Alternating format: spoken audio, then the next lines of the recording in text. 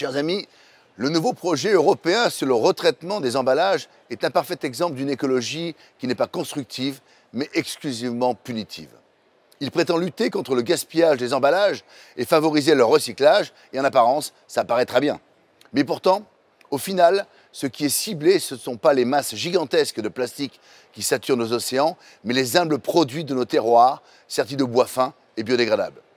La Commission européenne veut frapper d'interdiction les cerclages de nos camemberts ou de nos coulommiers, les bourriches d'huîtres de nos pêcheurs, les cagettes de nos cerfs et de nos vergers.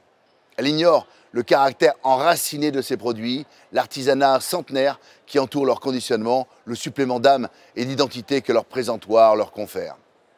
Son projet va en fait contraindre les fabricants interdits de bois à utiliser du plastique en l'absence d'autres filières.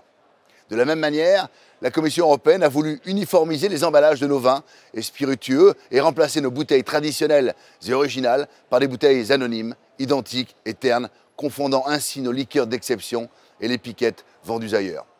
C'est le résultat de l'écologie punitive que nous combattons et qui méprise nos traditions comme notre histoire. L'Union européenne veut sauver la planète, mais au même moment, elle signe des accords de libre-échange ravageurs avec la Nouvelle-Zélande qui vont inonder nos marchés avec des produits provenant de l'autre bout du monde, détruisant ainsi nos industries locales et augmentant notre dépendance aux transports polluants.